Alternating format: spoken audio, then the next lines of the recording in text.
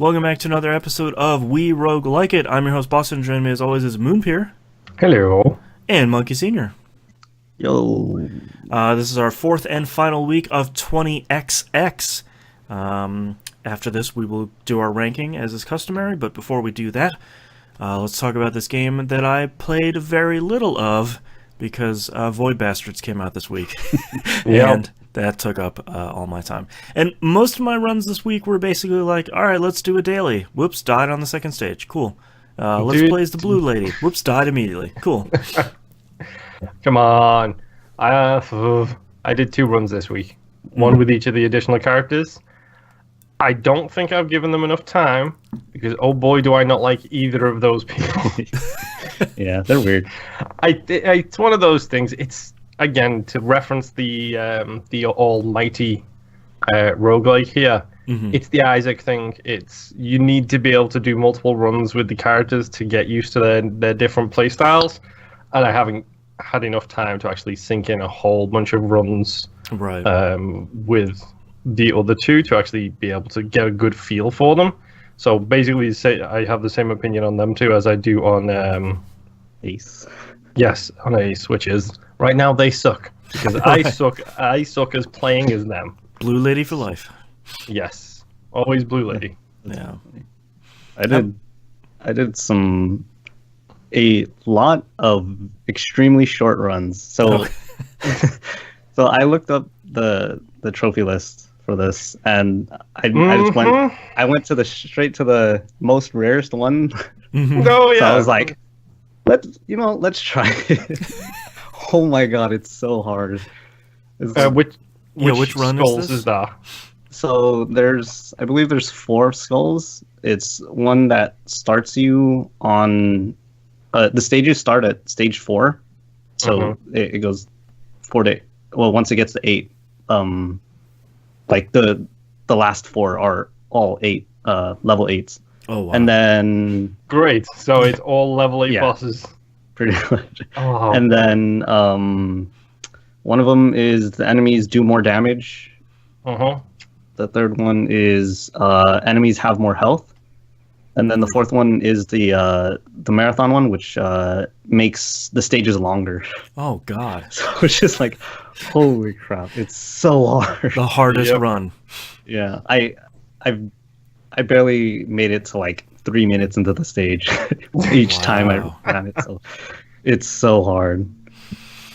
Yeah, so no platinum, no 1,000 points for any of us. Yeah. No, I don't think I'll. This is very much a case of I don't think I'll ever be doing it. Very much like Crypt. Like Crypt of the Necrodancer is an incredible game. It genuinely is an incredible game. But oh boy, I'm at the stupid final main character one. It's like, oh, don't get hit, don't miss a beat. There you go. Right. It's play perfectly for about an hour. Mm-hmm. It's like, no, that ain't happening. Not with me, at least. Yeah. Man, anything? Anyone else do anything cool this week? It sounds like we all kind of ran out of time. Yeah, a little bit. I mean, the game's got a lot of content. Like, it's got a lot of it's got 4 playable characters in there. Each have their own individual, unique playstyles, which I think is really cool. Yeah, I think there's a few too many additional modes in there, but that's just because I get overwhelmed with paralysis of choice in a very Assassin's Creed way, where it's like you go to the top row, and it's like, oh, here's the daily, the hard daily, the speed run, the boss rush, the weekly.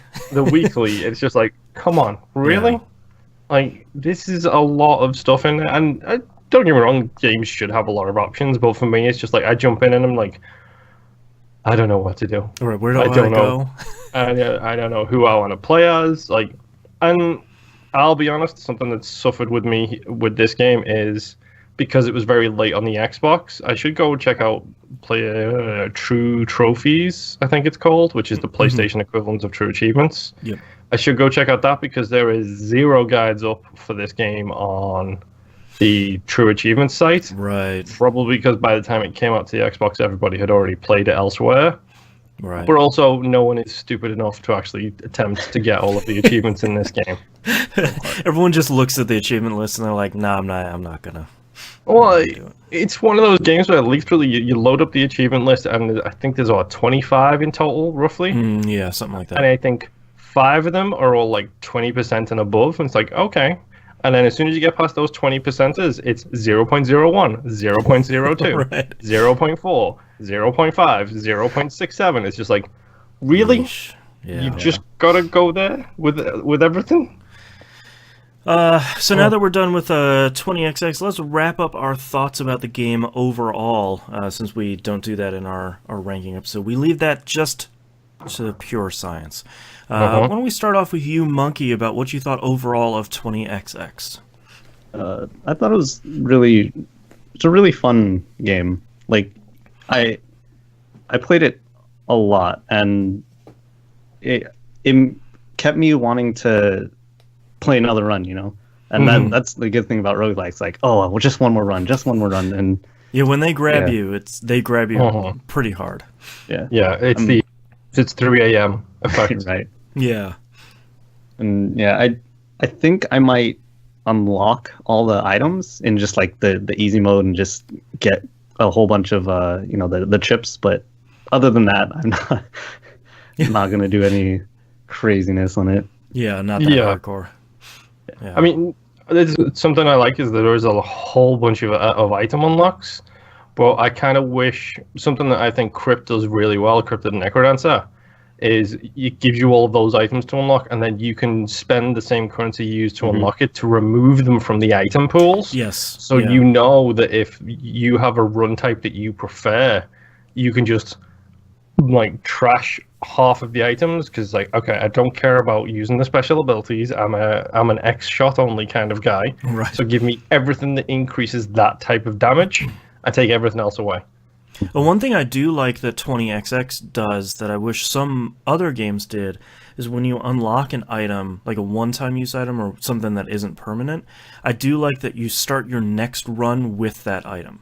Yeah. I really dig that you don't have to.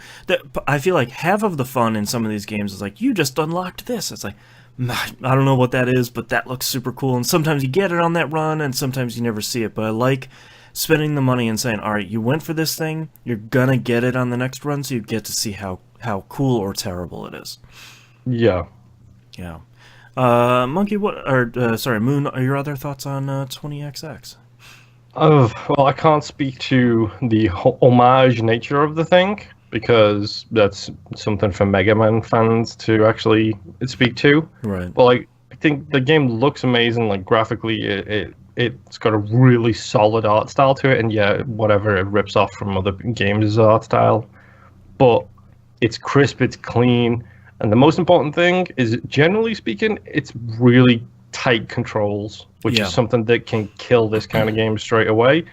It's Super Meat Boy, if it had terrible controls, would not be the game that it is. Like Right. it's it feels good to play. It controls well. Like for me, it's very generic sounding, but that's because it's not my kind of like music and like sound effects. Like okay, I've got a generic pew pew pew laser sound when I shoot, Right. and the music's good, but it's not my kind of music. Yeah. So it's one of those things. Again, I'm sure it plays perfectly well into those feelings of nostalgia. If you're like a Mega Man fan, I'm sure it's got that kind of feel to it. But for me, it's the big takeaways for this for me is the controls, the look, and the fact that it does have so much in there it's negative for me. But overall, it's a positive because I am at that point in my life where, like, you tell me a game is 400 hours, and I'm like, oh, come on. Oh, again? You give me an 8-hour linear story, and I am perfectly happy with that because Yeah. it means I can start it and finish it. Yeah, I agree with all that. I think it's an incredibly solid game. I think it it reminds me a lot of Shovel Knight, where it wears its influences on its sleeve pretty clearly, but they don't just remake Mega Man 2. They take that formula and they take the sort of skeleton of what made those games great, and then they build a roguelike on top of it.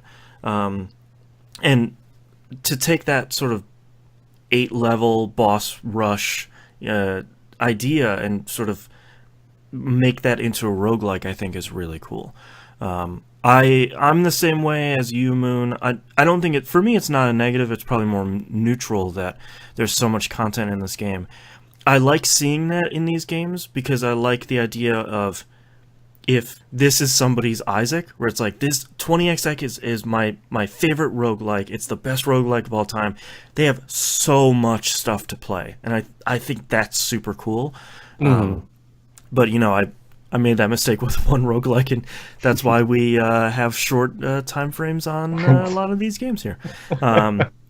58 episodes. Oh, yeah, exactly. I think 20XX is really great, and I think you're right. It controls really well. It looks great. It's just a really solid platformer, and then to put the really functional roguelike elements on top of it, I think helps it a lot.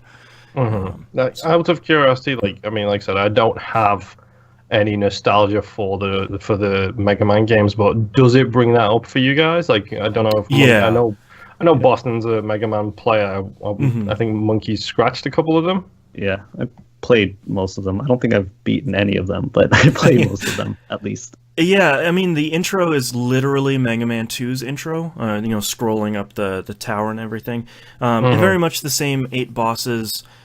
In this, it's very different, where you get to choose the 3 bosses at the end. Mega Man is typically, you'd beat a boss, you'd go back to the main menu, and you'd pick one of the 8 from just a menu. But beyond that, it's really very much, a blue character and a red character, and platforming, and the pew-pew-pew gun, and charging it. Those are the elements of Mega Man. Beyond that, it's all pretty much different. And thankfully, except for that one skull, you don't die when you go down a pit or hit spikes, which is great. And if you want to play super hardcore, then you can go turn that on and not finish the game, I guess. Yeah.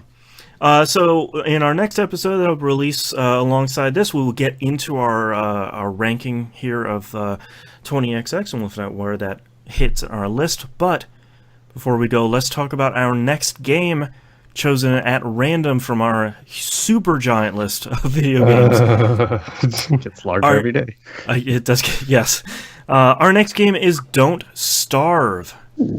Yes! So Don't Starve is a huge game, and there's also a Don't Starve Together. We're not going to play Don't Starve Together, probably. If anyone wants to go play it co-op, go ahead. It's the same game.